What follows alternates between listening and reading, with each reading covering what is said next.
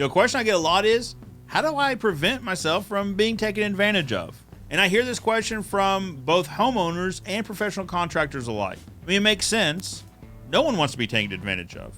So in today's video, we're going to answer the question, how do you not get ripped off? Homeowners edition. But before we dig into it, if you like this video, if you find it educational or entertaining, it would mean the world to us if you gave it a like. And also, if you're new here, consider subscribing. And when you do, click that notification bell so that YouTube lets you know when we have new content uploaded each and every week. So now, let's dig into it. This is Joe Everest, the fence expert. My family's been perfecting their way of building fence for over 60 years, 3 generations. While there's more than one way to build a fence, I'm here to share with you our way.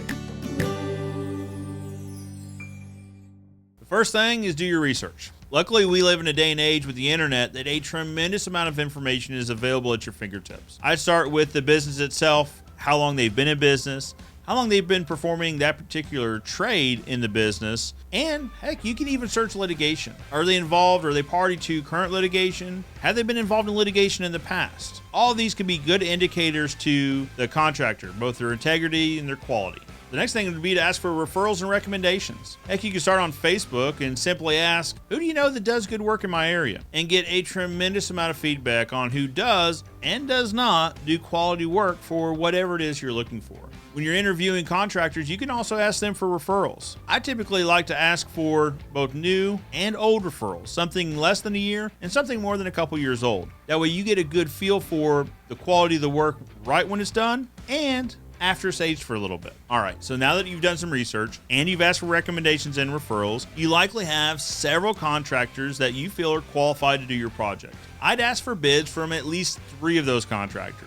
3 to 5 is probably a good range. Now, getting multiple bids is going to be a good idea for a few reasons. First and foremost, it's going to give you a general idea of the price range of what your project should run. One caveat here is be wary of an offer that is significantly lower than the average of the offers. A lot of times, some contractors will try to come in at the lowest number to be the lowest bidder, but then tack on charges as they go through the project. You could likely find yourself paying more for the project at the end than if you would have just hired one of the other contractors who may have had everything included in their proposals. To avoid this, ask for a detailed scope of work to include the materials being used and what warranties are included for the materials and for the labor. You want to know exactly what's being bid and make sure that there's nothing missing from the overall bid. An additional benefit of getting multiple bids is you get a first-hand experience before the project even starts of each contractor's promptness and their customer service. You might come to find that there's a reason that the low price bidder is as low as they are.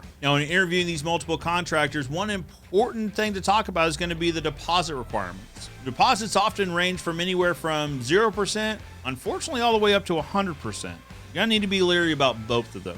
In the fencing industry, the materials and the overhead typically cost about 53% of the project. So it's standard for a fencing contractor to ask for a half-down deposit. Sometimes more specialty trades, such as finished carpentry, will require a higher percentage rate because their materials cost significantly more than, say, a fencing project would as a percentage of the project. But you want to make sure you have that conversation.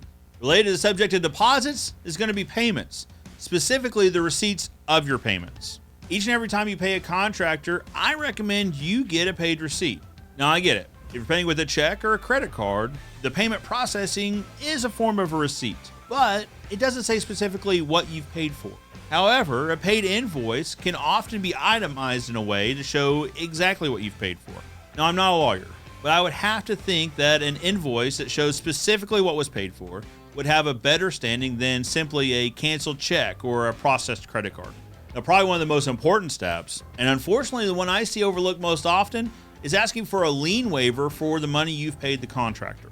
Unfortunately, just paying the contractor doesn't guarantee that that contractor then in turn paid their suppliers and laborers. And depending on which state you live in, those suppliers and laborers, if not paid for your project, could then file a mechanics lien on your property. You could ultimately end up paying for the same work twice. To avoid that, simply ask your contractor for a lien waiver that includes all the monies they've been paid to date. All right, so if you follow these tips, your project probably went off without a hitch. You avoided being taken advantage of. If you're watching this video and you have additional suggestions on how homeowners can avoid being taken advantage of, leave them in the comments below.